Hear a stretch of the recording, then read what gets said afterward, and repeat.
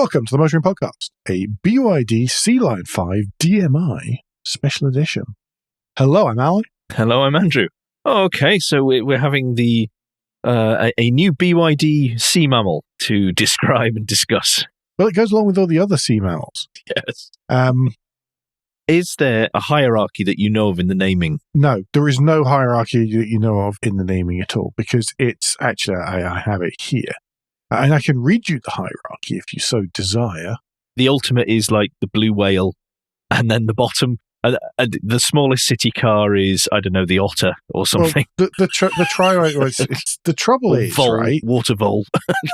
Even in the picture they put up with the names and the super hybrid with DM technology product portfolio in Europe, so it might not cover everything. They're just sort of in a random order. So we've got the Seal 5 DMI, the Seal U DMI, the Atto 2 DMI. You kind of get the idea with the DMI. The Atto 2, the Seal 6 Touring, the Seal 6, and then the Sealion 5. And that's ignoring the pure electric offerings as well. Mm-hmm. But the Atto 2 is smaller than the Seal 5, so I don't know why it's in the middle. And it's just, I don't know. It's all awfully confusing. Well, BYD, something to work on for next time there's a driving day, that you can help us all understand what the hierarchy is in terms of naming. Yes, the folks at BYD are lovely and stuff, but certainly nobody standing on the stage appeared to, and these were corporate executives and training people and product managers, but none of them seems to bat an eyelid at the somewhat strange naming. Okay. BYD do name all of their stuff after sea mammals, by the way. I have no idea why sea mammals would be chosen, but this is what happens in corporate marketing departments. There we go. Right, sorry, I took us on a tangent. Before we'd even begun, I do apologise, everybody. Alan, what is the BYD Sealion 5 DM-i Comfort? Before we get to that... Okay. Which is a far less exciting answer than you well, it is, no, it's about as exciting as you're anticipating, really. Let's talk a little bit about BYD, shall we? So I was, and what I was doing, I was at the launch of the BYD Sealion 5 DM-i. And in that, there was all the usual stuff, because it was quite far from here. They put me up in a nice hotel overnight. They gave me some alcohol and some food, and the company of some motoring journalists I hadn't seen for quite some time. So it was all very, very pleasant. Good. Yes, it was. Even the other motoring journalists were very, very pleasant. So there we go. But yes, they made a big point, obviously. The launch, by the way, to journalists, we were the first group who were sort of through the great launching machine. Mm-hmm. It was us. There were dealers, fleet buyers, and influencers to come after the journalists. Quite a big show. Quite kind of, I think probably some of the big presentations in the big room were quite generic to cover stuff for all of those different categories. Okay, so sorry, I'm just trying to give the idea. And there's some stuff on show. We'll talk about that later. But also introduce people to BYD as well. There's a lot of that. And I think that I'm going to take this. I mean, I took copious notes. Ooh. When I was sitting there in front of the presentation, so I'll be darned if I'm not going to share them with you lot. Globally, BYD built and shipped. BYD stands for Build Your Dreams. You probably all know that. BYD Auto is the car part of their conglomerate, really. During COVID, they were the world's largest. They didn't share this with us, but I happen to know this from other reasons. BYD were the world's largest producer of the cloth face mask, the surgical mask type things. They just swiveled their entire company and went, hey, we've actually got all the machinery we need to do this. Let's do it. In about 3 days, they basically turned vast swathes of their company into mask making to support China and all sorts of places. And I believe at the time they sacrificed the chance of an awful lot of profit to do good instead and sell them for basically costs and all of that kind of stuff. They're pretty big and they do more than just cars. Mm-hmm. They build all their, we'll talk about it in a little bit, but they build all their own batteries and all of these kind of things are all done in-house by BYD. Globally, though, they built and shipped about 4.6 million cars in 2025. That made them the world's biggest EV manufacturer, I think, past Tesla. That's quite a lot. It's quite a lot, yes. Yes, I think the EVs were mixed in there. There is some other, these, of course, we're going to talk about plug-in hybrids. Yeah. Today. New energy vehicles. New energy vehicles, quite. But even the EV side last year in 2025, they shipped more vehicles than Tesla. Mm-hmm. They sell in over 33 European countries, not counting other ones anywhere else. But they made big gains recently in France, the UK, Germany, and Spain. They're currently building a massive factory in Hungary and aiming for production to start in Q2 of 2026. That's going to build the Dolphin Surf, the Atto 2. Please don't ask me to describe these vehicles. And two other secret models, and secret models is not their model name. They're not letting on. Globally, they have 120,000 research engineers working on vehicles and stuff. Yeah, I was going to say, because of they control the whole, well, if it was tech thing, it would be, the tech... tech stack. The tech stack, yeah. They have the whole stack for the car, including their own ship and stuff. So I imagine they are from all walks of that element to try and make it more efficient, better, cheaper, whatever.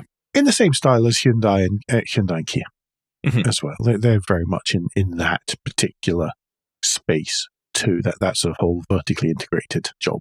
I knew you'd knew the consultancy words for all that. Yes, exactly. Their major current project that's going on alongside the vehicles or enabling the vehicles is flash charging. It's to do with the way that the batteries are and how they work, the battery packs.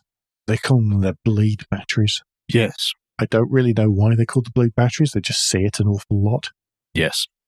They're very proud of them. Yes, they are. They seem to be very good batteries. But this whole flash charging is so that you can get 250 miles of charge in 5 minutes. That's 1.2 miles per second of charging. So similar to if you were filling up with petrol or diesel. That's the whole aim, yes. Is that if you in the EVs, that you can charge this quickly. Which removes yet one of those things that people bring up to say why they don't like an EV. Yes. And they're not just doing this as a theoretical idea, they're planning on building 300 flash chargers in the UK in 2026. Oh, cool. As well as bringing the BYD brand, they're looking to bring the Yangwang and Denza brands to the UK too, because what we really need are more electric Chinese car brands to add to the brand soup, which there is right at the minute. Isn't Yangwang the super fast? Yes.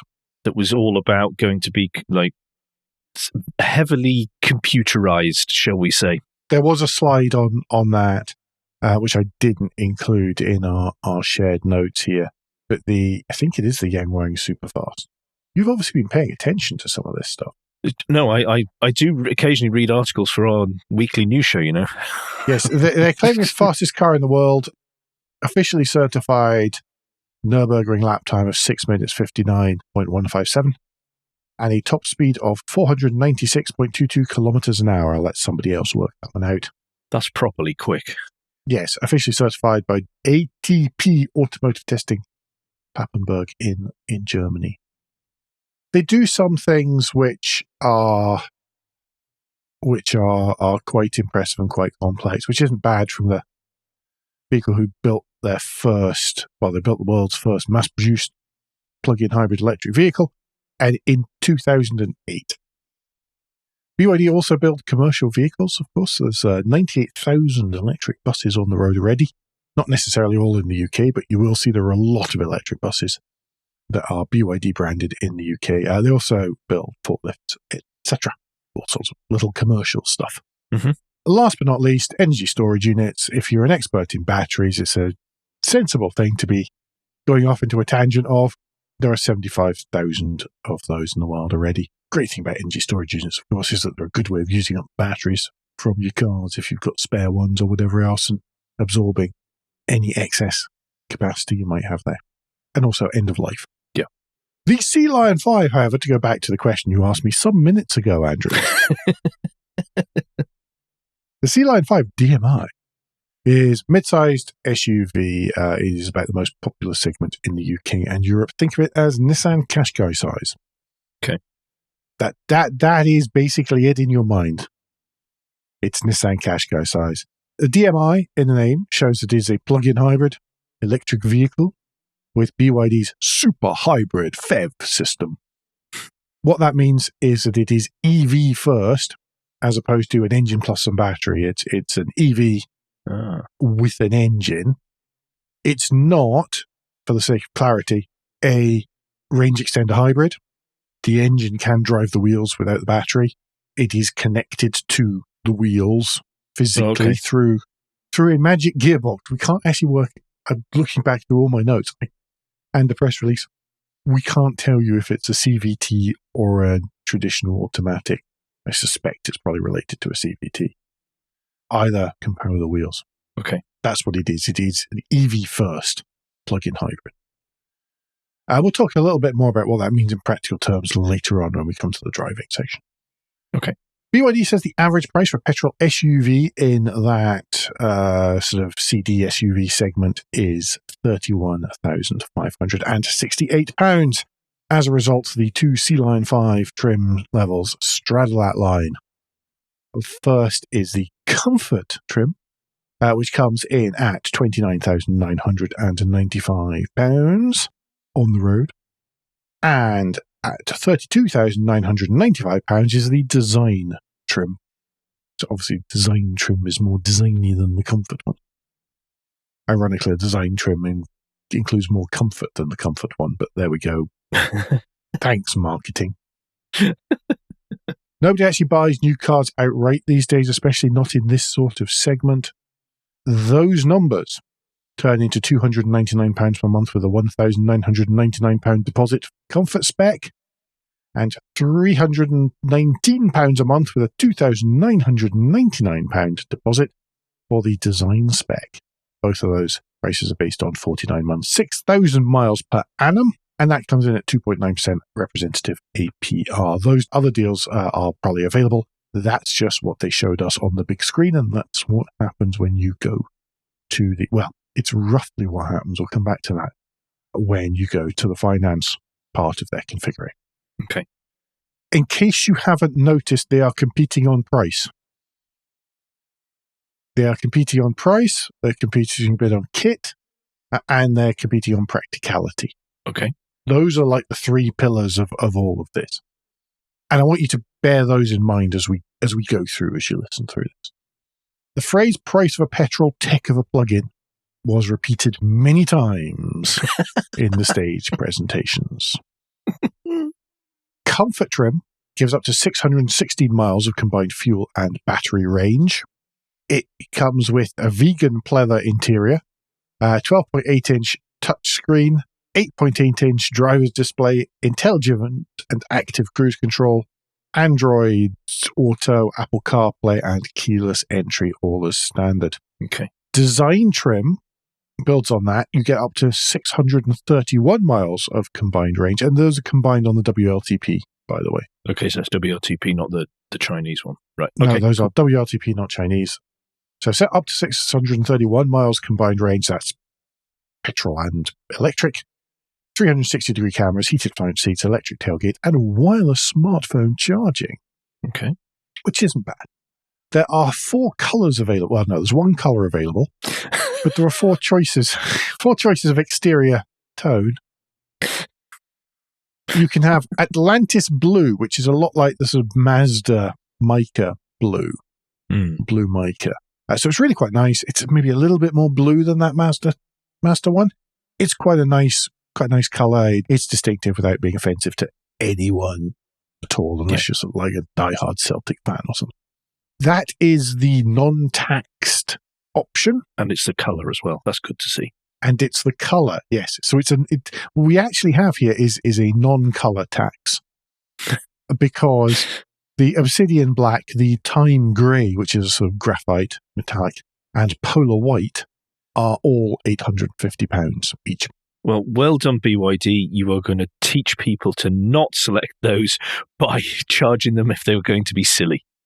because I've seen the blue that they have. As you say, it's a really nice blue. It's quite The blue's nice. quite calm. It's Yeah. not a bright blue. It's a muted blue, but it looks nice. It suits the cars. It does. It's a nice colour. The second best, by the way, is the graphite. The black was a little bit funereal, and the white was a bit. What detailing there is in the body styling, we'll come back to this shortly, is very lost in the white, to be honest. Yeah. It's not great. The one that I drove was Comfort Spec in Polar White. So that combination costs you £30,845 on the road. Or does it?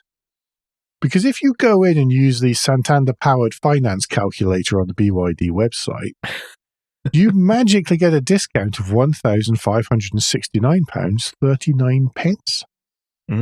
That means that if you put down a £3,100 deposit, you pay £293.46 a month, with an optional £12,762 of final payment. That's on the same 49 months, 6,000 miles a year. And works out as exactly the 2.9% representative APR that we talked about earlier. But if you go to the cash price, then you don't get the discount. It seems it's only whenever you look in the finance calculator that there's a rebate. Okay. Well, okay. You've given us a comprehensive breakdown of the company. Sorry, lots of background. No, I think it's important because BYD are a newish company, and maybe not everybody who's listening to us knows that much about them. I wouldn't do the same for BMW, put it that way. Yes. Getting special treatment then. We've now got a good inkling of what the car is in terms of spec, price, and your options that way. Yes. So then, what is it like to look at apart from being a mid-sized SUV? Well, do you know what, Andrew? It's a mid-sized SUV, and there's not a lot more than that can be said about it. It's a bit insurance advert car. It is not wonderfully distinctive, but it is not in any way, shape, or form offensive. Yes. It would be very difficult to actually find something about this that made you I don't like that type reaction, okay? It's very difficult as someone talking about it to try and explain that. It is the generic form factor, and they've put some effort. There is some textured silver paneling on the D-pillar, which looks quite nice against the grey and the blue. Mm-hmm. It's completely lost on the white, so you lose that. But they've put quite a nice sort of Coke bottle attempt to give it some sort of hips, I guess, crease below the glass house along the body side. And that's quite nice and quite distinctive. There's an American muscle car which plays the same trick. I can't remember which one it is. I don't think it's the Mustang. And that's quite nice because the way that they've formed that, it makes it start to look like there are wheel arches that stick out a little bit, but it isn't. It's purely it's pure sort of graphical and aesthetic trick that they're pulling on you. So there's been some effort has put into these things. It's not just been left completely generic, but it is definitely inoffensive. The headlamps are quite nice. The grille isn't overly showy. So, a JQ, the front of a JQ is a bit much. It's a bit, definitely a hint of the Hannibal Lecter about it. Absolutely not the case with the BYDs generally, or particularly the Sealion 5. Very much European styling type looks. At a stretch. I mean, but you know what I mean. It's yeah, but of like 15 years ago, with some more modern detailing and stuff like the wheels. They're 18-inch. They're black painted, but then diamond cut to make the spokes look thinner, and all of these kind of tricks, which manufacturers have been playing for years to try to make the wheels look more expensive than they are. There's some nice chrome bright work and highlights. The bit along the just underneath the windows, with the grass house that then goes into that D-pillar detail is quite nice, and I'm quite upset that it was actually lost in any of the pictures I took, just because. Similar to the chrome detail at the top of the grille, the headlamps are quite nice. The tail lamps they're almost a sort of best practice of tail lamps.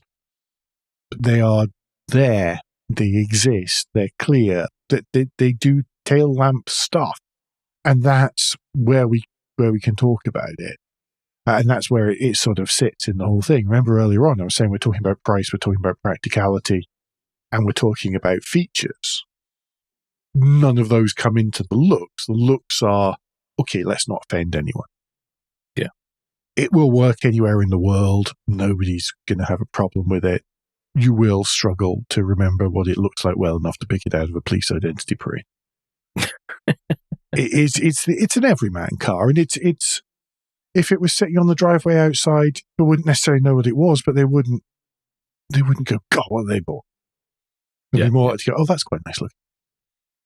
Okay, then you have exhausted your ability to describe the slightly generic looks of it. How about the inside? Is it more? Is there more personality on the inside? There is definitely an inside, yes, Andrew. I think we can completely agree. The inside is the inside. Right. Okay. I'm detecting a theme developing now. The trouble is, it's so hard to not sound like you're being rude about it, and I'm not being rude about it, but it's what it's about. It is performing perfectly to the brief. That's the thing with this. It's totally to the brief, and it's totally what BYD is saying it is. They're not overhyping. They're not saying, well, it's a special lifestyle vehicle for young professional people. Mm-hmm. It's not. Well, it could be. No reason why it shouldn't be. But if young professional people want something that's super practical, cheap to run, cheap to buy, etc., then that's what it is, and is super practical. And adding to that practicality is the inside of the car, Andrew. It is black. Okay. That is the only color choice you can have. The configurator makes you think that maybe if you choose a different color, maybe if you choose a different spec, you might get the option of a different interior color, but you can't. It's always black. That said, if it was actually another color, it'd be a nice place to sit. I just don't. Part of it, remember everyone, I don't really like black interiors in cars. That makes it a little bit tricky to start with. But again, we're talking practicality, we're talking inoffensive. Black interior in a car is perfect. The boot space, because we are the motoring podcast, we do start at the back of vehicles. It's flat, it's square. It's not particularly tall, but it's still 463 litres of volume up to the boot cover with the seats up, and 1,410 litres with the seats down. And that's pretty decent. That is definitely competitive, if not towards the top end of the class. Okay. The actual one, if you open the hatch now, of course, it was the comfort, so we had to do that ourselves. Oh, the humanity. I know. Thoughts and prayers. Exactly. Powered tailgates. What a waste of time. Sorry. I'd much rather do it myself. In there, thankfully, there is a light, because it is very dark. There is a light. There are no curry hooks, though. Boo. Boo hiss. There are little cubbies at the side where you can stand up wine bottles or whatever else. Okay. Or keep on one side, there was some charging cables there, so they were in at the side. You didn't have to open everything up.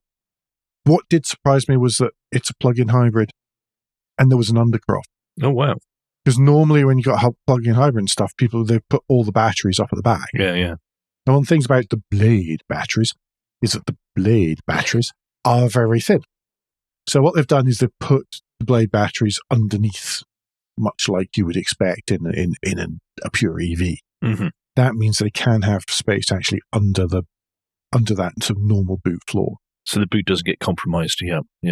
I mean, the blade batteries are one of the reasons the side looks kind of bland is because, of course, that then makes everything a bit taller because you have to house them. But it's an aesthetic trade-off, but it means more practicality. Yeah. Going back to what I was saying at the start. Curiously and unusually, the luggage cover is hard. It is not a pull-out roller blind. All right. Or anything like that. It is hard, and it is a two-parter, and it's hinged in the middle so that whenever you open the tailgate, the back half sort of pops up.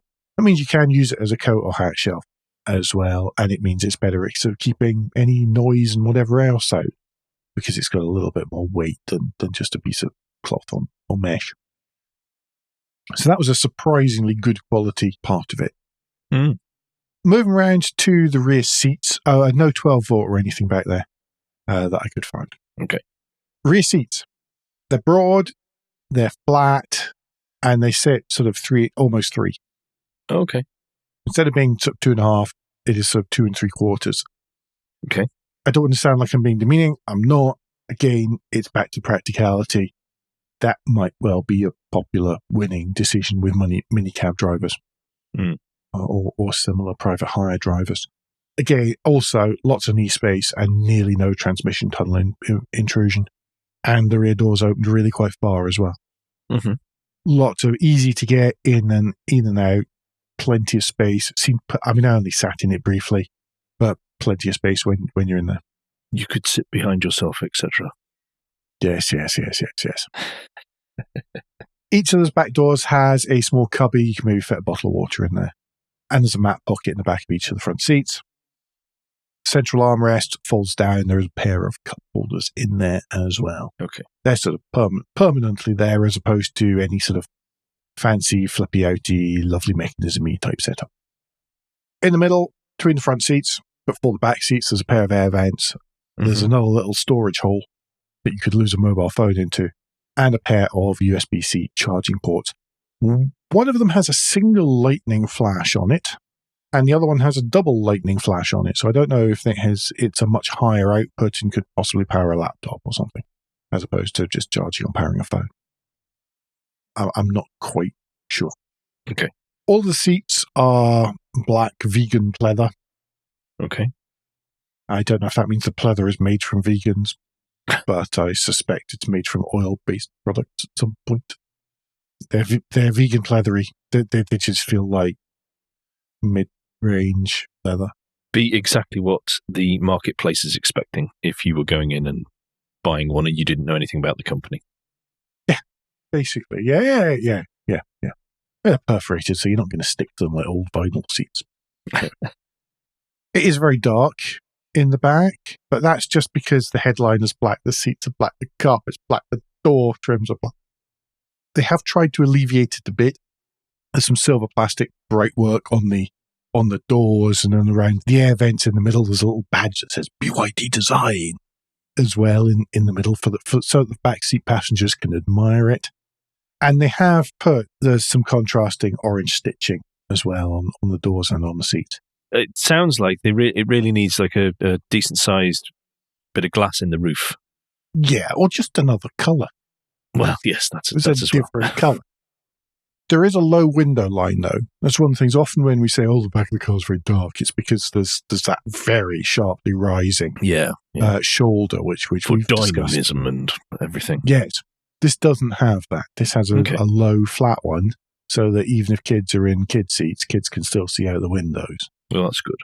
I'm sure that's not the primary reason for it, but that is what will happen. Good visibility from the back seats. Seats as well, really. Front seats are sort of tall backed fixed headrests job. Guess it's because they're cheap to build and make. It's one less components required, yeah. Less components and less engineering. Separate headrests are quite complex, actually. They were moderately comfortable. They were just fine for the sort of hour and a half each way that the driving route was. Not sure what they'd be like over longer distances. Only the driver's seat had height adjustment. From memory, there didn't seem to be a lumbar adjustment on either on those. But other than that, they were all right. Okay. Reasonably supportive on the sides. On bolsters without being overly bolstered either top or bottom. Okay. The steering wheel is round. That might seem like a really obvious statement, folks, but it isn't these days. It's a 3-spoke job of the 2 horizontal spokes. One spoke has the infotainment controls, the other has the cruise controls, and a configurable shortcut button as well. I noticed that in our comfort mode, there was a button blank on the steering wheel. Oh, how retro. I know. On the design spec, then that's what engages and turns off your 360-degree cameras. Okay. Stalks are there, pretty standard in operations. There's some fiddly little buttons and bits on them, on the very ends of them, which you can use to scroll through stuff on the screen in front of you. trip computer style, really, and it's just not unusual and pretty standard. Instrument binnacles be replaced by a simple 8.8-inch rectangular screen. It shows speed, what drive mode select you've chosen, if you're in drive and sport and all that kind of stuff. What the car kind of sees in front of you from its ADAS system, and a number of icons for various cruise control and ADAS-y type things. And of course, the more you turn off, the more you get to appear on there in orange in front of you. It also seems to be really, really keen on showing you your tyre pressures. It's impossible to get rid of the tyre pressure, but you can show now playing and stuff. Well, that's how you get these 631 miles, Alan. It's the efficiency. Well, yes, it would seem to be. Next, you'll be filling them with nitrogen or whatever it is, whatever's the special gas that they use. The special air. Yes. Nitrogen. Oh, it is nitrogen, right. It's good because if you don't use the non-special air, you only get 70-odd% of it is nitrogen. Middle of the dashboard has that 12-point-whatever-inch screen. That shows you all the entertainment, sat-nav, the CarPlay, the Android Auto, and has detailed controls for things like the climate control and all that. Buttons are AF in the Sealion 5. Do not expect to find too many buttons, especially not right in front of you. On this 12-inch screen, has it been designed for right-hand drive, as in the stuff that a driver may want to prod at on the screen is on the closer side? Do you remember? The thing is, I don't remember because we tried to have a play with the screen and we kind of gave up and just used the Android Auto. Okay. There were two of us sharing the car. It was myself and Phil Huff. I'm sorry, Phil. I know, so was I. We used Phil's Android Auto because it was a wee bit better than the car one. And whilst we were doing that, whilst I was driving, because I drove first, Phil was investigating the screen and all the wonderful options that it presented to us. Okay. Along the way, we discovered that unlike some other BYDs, the screen does not rotate. There does seem to be space for it to do that. BYD wanted it to do that, but they don't seem to want to do that, sadly. We were actually quite looking forward to seeing if the screen rotated, because then that would give us something interesting to play with as we were driving. For the passenger to play with as we were driving along. Children. Yeah. It's all right. It was good, actually, because I declared early on that it wasn't fair to play seat heater roulette if the seat heater controls were hidden in menus on the screen. Okay. But thankfully we were saved by having the comfort mode, which doesn't have the seat heaters. Related to that is we tried out the Hey BYD. Unfortunately, Hey BYD decided that she wasn't going to understand either of us. So that's the digital assistant.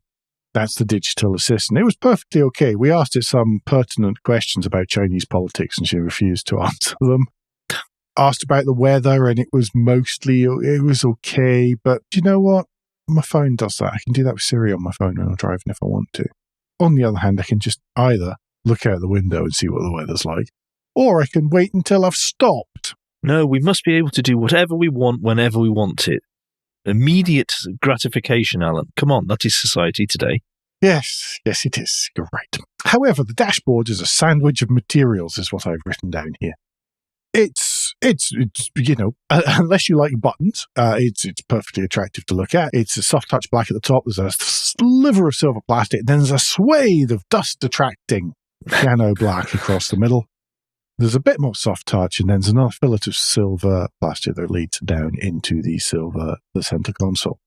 Supposedly, there is a surfboard-style upper contour to the dashboard.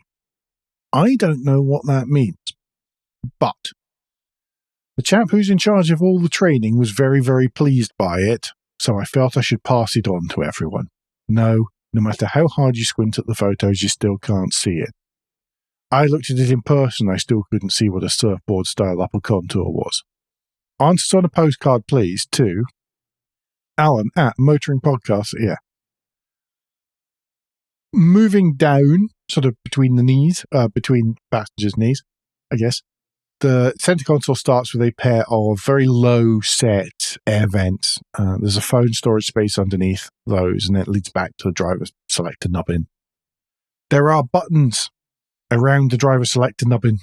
They are for things like hazard lights, some of the infotainment stuff, key HVAC controls, things like you press it to defrost the front windscreen and stuff like that, and the heated rear screen and mirrors, all that kind of thing.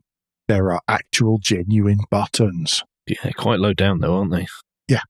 There's also drive mode selection and then a little scrolly volume thing for the infotainment, volume and on off. Behind all of that, there's a couple of cup holders and an armrest with storage space, and underneath all of that center console is another storage gallery. There's a little balcony underneath, which has USB-C and 12-volt sockets for charging stuff. Yeah, it's just a lovely two-tier system that they have. It is. You know what? It's quite attractive. It's not bad. It generally works. Although, we only had the car for maybe 3 hours in total, and a passenger to whom we could say, can you find out how to turn this on, turn that off, do the next thing? Again, not really wholly representative of ownership. Yeah. But it's a first drive. It's, like you said, a limited time you're in the car and able to have it. So yeah, that's understandable. Anyone listening, if they've listened to us for a long time, they understand the differences between these things.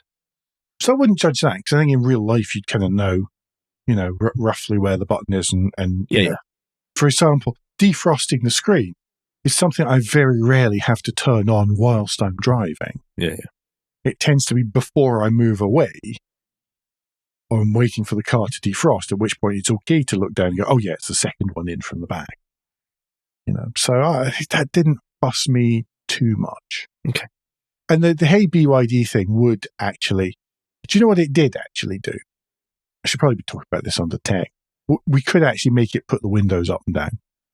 Well, yeah, I know. There was a little bit of so that's what those switches are for, isn't it? We could make it put the windows up and down, and we could set the temperature on either side. And it knew if you were talking from the passenger side or from the driver's side. So you could say, set my temperature to 21 degrees, and it would set the temperature to 21 degrees. Whether the temperature actually ended up at 21 degrees was a different question. But you could actually ask it to set it. Okay. Oh, up the top, above the rearview mirror, pop down sunglasses holder. Yes.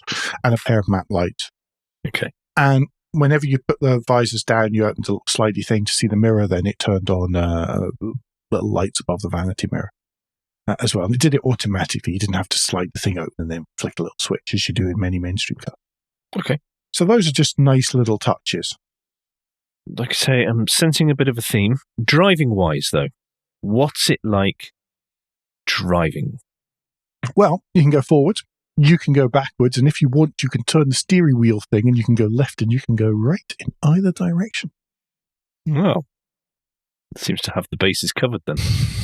It does. It has a 1.5 litre petrol engine, helping the electric motor along. The 1.5 litre unit puts out 96 horsepower. Woo!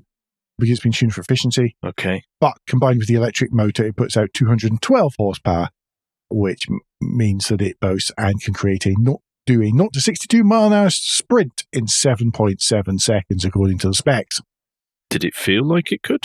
Well, Phil and I discovered that if you went into sport mode and if you poked another couple of buttons on the infotainment thing, you could put it into a timer mode. And the timer mode would let you then, in sport mode, would let you then time a 0 to 60 and a 0 to 30. A 0 to 62, 0 to 31. We discovered that it timed us at 7.8 seconds on the sprint, given we sort of pulled over to the side of the road and then rammed it once we'd made sure that everything was fine on a road with a 60 mile an hour limit. Then it did that. It's worth mentioning that it declared that it was a 0 to 100 mile an hour time because somebody hadn't proofread what was deep in the menus. But 7.8 seconds when the official number's 7.7 seconds, that seemed all right. Yeah. It didn't like it. I mean, it sounded like something was being murdered, but it did it. But that's quick enough for most people Who drives? It's more than quick enough. The whole thing, it was perfectly quick. I was on dual carriageway. I pulled out to overtake a lorry, and it was fine. It held the speed up hills just fine. Definite difference in refinement when it was mostly EV mode, as opposed to when the battery was much, much lower and it was mostly petrol engine mode. Mm. When it was running where it was mostly EV, then actually the motor coming in was pretty seamless. When it was running in mostly engine, then though it was less happy, much less happy, and made significantly more noise doing so. That said, if you weren't hoofing it, it was fine. It wasn't as refined as it might be. Definitely better when it was still had quite a lot of battery charge, and it was perfectly quick too. Okay. But I spoke about EV mode there. Design spec will do 53 miles EV only. That's pretty decent. Yeah. I think that's hitting the EU's requirement for significant EV distance. Yeah, out of a plug-in hybrid.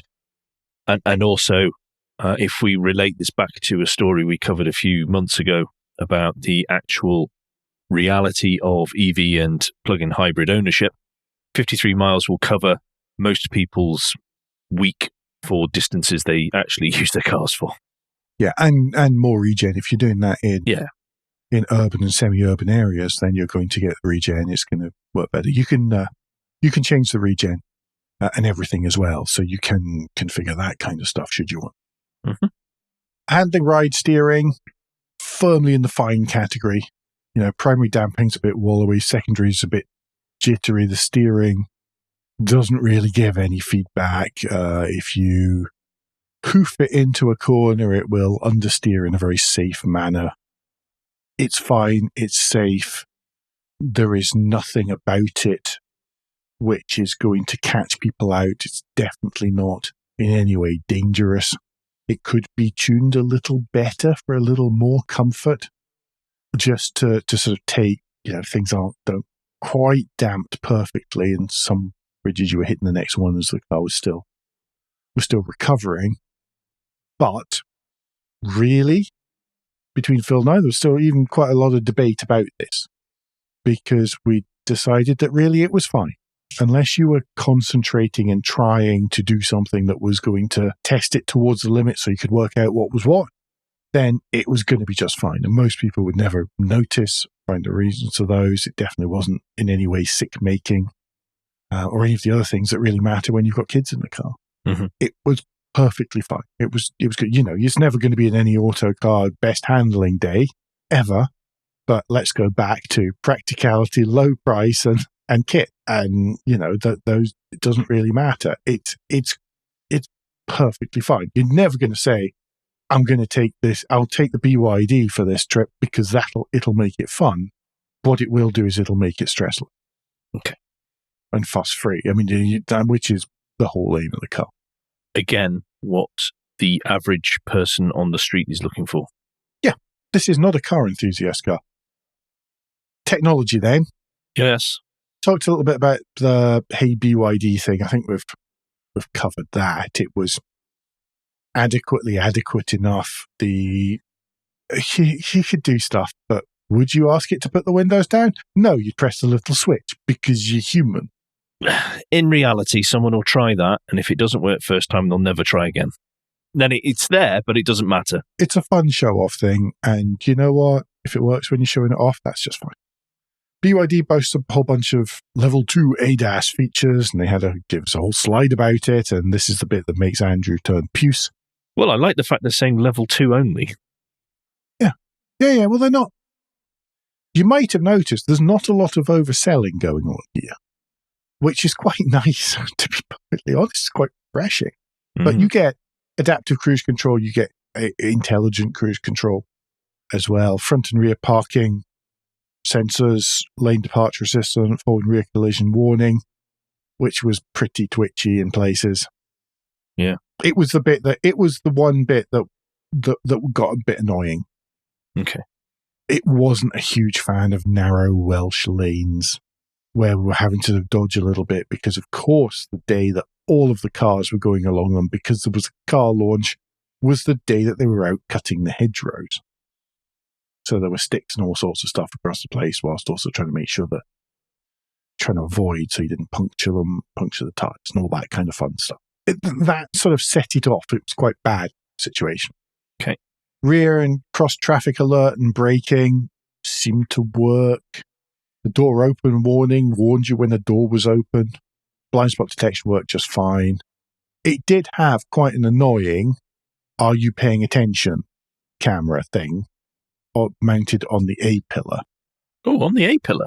Yeah, when most of the function you're trying to work out what stuff is on a ruddy grey screen in the middle, where you might have to tap it a couple of times to get to stuff. Of course, you're not looking at the flipping road, because you've taken away the simple muscle memory method of finding stuff via a button to put it on a ruddy grey screen that you have to reach for. And also, you might miss tap because you're on a Welsh road. The driver alertness thing, it and the forward and rear collision warning got turned off. Okay. Because they were just too annoying on a test drive. Many of these things, some of the intelligent and adaptive cruise controls and stuff, couldn't really test them out properly on the drive route. The drive route did cover across a number of types of road, but it just wasn't long enough. Just didn't have the car long enough, or in sort of conditions, super familiar conditions, to be able to test those properly. Okay. Turning all of them off did involve going right through all the menus. You had to go right through all the menus every single time. Yeah. Quite annoying. Yep. One other little bit of tech which is kind of useful is that all of them include V2Load, V2L. That's you can plug something into the car, or it can be plugged into your... No, you can plug something into the car up to 3.3 kilowatts, so you can use it to power stuff like if you're American-style camping or something, then you can do that, or you can use it to power a fridge. Okay. Or any of the other things that people might wish to power with them. What they actually had at the launch bit was they had it powering one of those fairground, arcade grabber machines. The great thing was the arcade grabber machine was on free vend. Only took me 8 attempts to move this dolphin, and this is a segment that's working really well on an audio podcast, to move this 8-inch long stuffed dolphin across till I could actually coax it down the chute and actually get it. Toy stuffed dolphin, not an actual stuffed dolphin. It's a toy stuffed dolphin, yes. It's a furry eco dolphin. Goodness knows how anybody was going to get any of the key rings. It's impossible. It was easier to get the dolphins than the key ring. So yeah, so you could also use it for something useful, but I'm quite happy with my little toy dolphin. There we are. Excellent. It doesn't even squeak. Cool. Without allowing the plushy dolphin influence your decisions and your verdict on the car, Alan, what did you think overall then? What was the conclusion after the day of driving it that you came to about this? If you buy cars on the basis of practicality, price, and not really much else, maybe kit, but practicality, price, and kit, then this is the kind of car you want for you. It's not going to offend anyone. You want to get from A to B. It's perfectly okay way of getting from A to B. This is a car for you. I need and transport. You need and transport, and your kids, and some of their stuff, and that kind of that kind of situation. And you don't really, you just kind of drive in because you need to drive for errands and stuff. And you're not, I'm driving the car. Mm-hmm. It's just fine. If you're a car person, the only reason you want this is so that you can have something more interesting as well. Okay. If you need a sensible daily, this is a sensible daily. It's available at a reasonable monthly cost. That's not going to make you walk out of the house every day and go, oh, why did I buy that thing? It's not a hair shirt, but it's not an interesting thing. It's certainly not an exciting car, despite the 0 to 62 mile an hour time. If that's the case, perfectly decent choice. I can completely understand why you would buy one. Wouldn't buy one myself, but I can understand why you would. From what you've told me there and what you've told us all earlier in this, then it seems like BYD have nailed their remit, which is to make a car that won't offend anyone, and we're majoring on price and practicality, which is what a lot of people use to go and buy a car. Yeah. Because they need transport and they need it to do certain things with the least amount of hassle. Yeah. As long as this is reliable, and we've not heard any horror stories of BYDs being returned en masse or anything. They've just increased their battery they've just increased the battery warranty since then. It's just ridiculous. Like 8 years, 9 years? Well, it was always 8 years, but it's now up to over 100,000 miles. Yeah. That shows faith in the product. Mm. So as long as there's not going to be a terrible reliability thing, and I think, the quality of the interior, I didn't really talk about that too much, but, it feels nice enough to start with. I've no reason to believe it's not going to hold up for over reasonable use over the next 6 years. I don't see why not. I feel like I'm damning with faint praise here, and I don't really mean to. But it's a very non-car enthusiast car, and there's a heck of a market for that. Well, yeah. It's becoming a very busy market. You look in the top 10s every month. How many of those are genuinely exciting cars? They are just fine. They're fine, and they do a job. Because that's what most people want and need. It's only us weirdos that go into detail to the depths of the footwell to go, "Ooh, here's the hard plastic. Haha, some found hard it." plastics, yes. So not really into that. And the cornering ability of the car was not quite what I was expecting when driving it, how no one else will ever drive it. Some of those people were on the launch as well. So recognise some of those people. I think job done by BYD. I'd say so. By the sounds of it. Like you say, as long as the reliability's there and everything, and we've not heard horror stories yet. So no. We're quite the opposite, actually. Yeah, good. Thank you to BYD for inviting me, putting me up for the night, feeding me. And thanks, obviously, to Phil Huff of Professional Pickup and 4x4. I've got that right, haven't I? Oh, he'll give me abuse if I've got it wrong. Professional Pickup and 4x4. So if you do want to know about professional pickups and 4x4s, then do go to the site. There it is interesting and informative and incredibly useful as well. Yeah.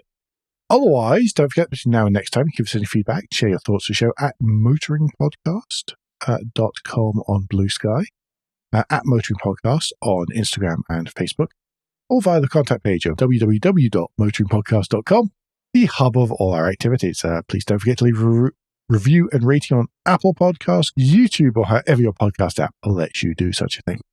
Andrew, for feedback to you, what's the best way to get in touch? Best way to get in touch is if you search for me on LinkedIn, you'll find me there under my name.